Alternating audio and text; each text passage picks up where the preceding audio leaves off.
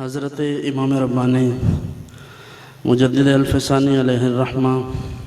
آپ کی شخصیت کسی تعارف کی محتاج نہیں ہے۔ آپ علیہ الرحمہ دنیا میں ابھی تشریف نہیں لائے تھے تو آپ کے والد گرامی شیخ عبدالاحد رحمہ اللہ تعالیٰ ان کو خواب میں یہ دکھایا گیا کہ ان کے سینے سے ایک نور ظاہر ہوتا ہے اس حال میں کہ دنیا میں کفر اور شرک پھیلا ہوا ہے، بدعت کے اندھیرے ہیں، تو اللہ رب العزت اس نور کی وجہ سے کفر کو، ظلمت کو مٹا دے گا۔ تو حضرت شاہ کمال کیتھلی علیہ رحمہ کی خدمت میں عرض کیا تو انہوں نے کہا کہ اس کی تعبیر یہ ہے کہ تمہارے ہاں ایک بیٹا پیدا ہوگا جس کی وجہ سے اللہ تعالیٰ پورے جہان کو منور فرمائے گا۔ اور پھر ایسا ہی ہوا کہ حضرت امام ربانی دنیا میں تشریف لائے، اور پھر آپ نے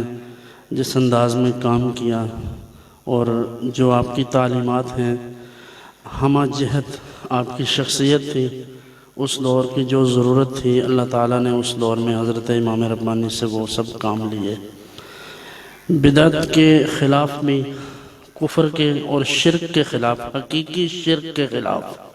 بعض لوگ اپنے ذہن میں کسی چیز کو شرک سمجھ لیتے ہیں تو وہ صرف ایک ذہنی مسئلہ ہوتا ہے، اصل میں دماغ کے اندر شرک بیٹھا ہوا ہے۔ تو حضرت امام ربانی نے اس شرک کا کلا کما کیا جو در حقیقت شرک تھا۔ صحیح اور اصل مشرکین کا جو رد فرمایا حضرت امام ربانی نے، تو یہ آپ ہی کا حصہ تھا۔ تو پھر آپ علیہ رحمہ کی شخصیت میں مجتہدانہ صلاحیتیں بھی تھیں، جس پر ہمارے بعد کے کچھ علماء نے بھی ان کی تعریف کی ہے۔ ایون اعلیٰ حضرت فاضل بریلوی علیہ الرحمہ نے اپنے فتاوی رضویہ میں ایک مقام پر ایک بات نقل کی ہے کہ حضرت مرزا مظہر جانے جانا علیہ الرحمہ، یہ اعلیٰ حضرت نے بطور دلیل اس واقعہ کو لکھا ہے کہ مرزا مظہر جانے جانا کو خواب آیا۔ خواب میں حضور رحمت دو عالم صلی اللہ علیہ وآلہ وسلم کی زیارت سے مشرف ہوئے تو حضور علیہ السلام کی خدمت اقدس میں عرض کیا، یا رسول اللہ، مجدد الفسانی کے بارے میں آپ کا کیا خیال ہے؟ تو حضور علیہ السلام نے فرمایا کہ مرزا مظہر، مجھے میری امت میں اس جیسا کوئی اور تو دکھاؤ۔